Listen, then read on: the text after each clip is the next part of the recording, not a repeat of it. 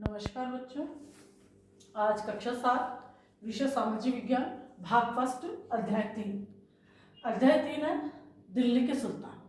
आज ये चैप्टर हम पढ़ रहे हैं दिल्ली के सुल्तान, इनके बारे में वर्णन ये चैप्टर हमें बता रहा है।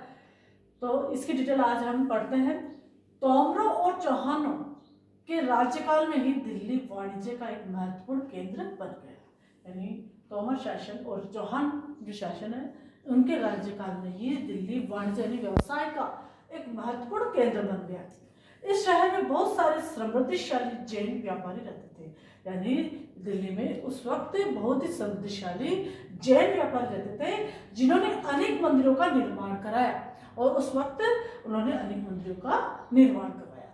13वीं सदी के आरंभ में दिल्ली सल्तनत की स्थापना हुई। यानी कि 13वीं सदी के आरंभ में दिल्ली सल्तनत की जो स्थापना हुई, इसके साथ दिल्ली एक ऐसी राजधानी में बदल गई जिसका नियंत्रण इस उपमहाद्वीप के बहुत बड़े क्षेत्र पर फैला था।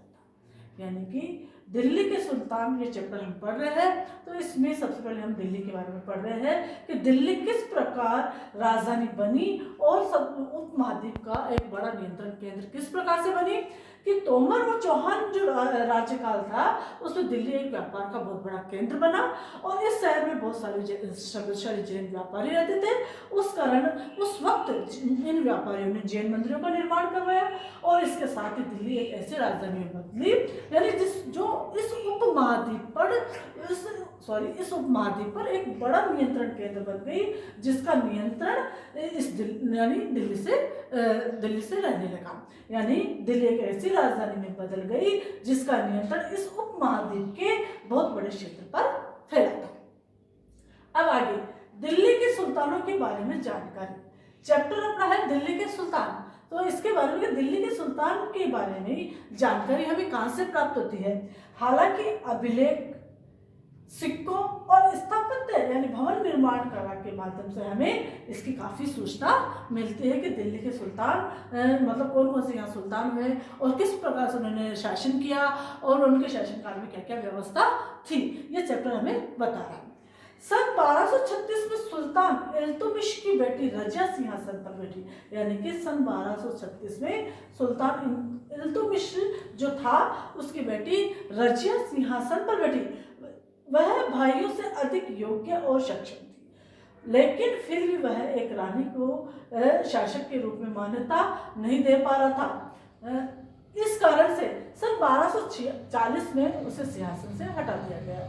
यानी कि दिल्ली की सल्तनत में रजिया सुल्तान के बारे में वर्णन आ रहा है कि सन 1236 में सुल्तान इल्तुतमिश की जो बेटी थी वह उसका नाम था रजिया सुल्तान जो अपने सभी भाइयों में योग्य थी और वह सिंहासन पर बैठी, लेकिन एक रानी के रूप में ये राज्य है जो उसे शासक के रूप में मान्यता नहीं दे रहा था और सन 1240 में उसे सिंहासन से हटा दिया गया।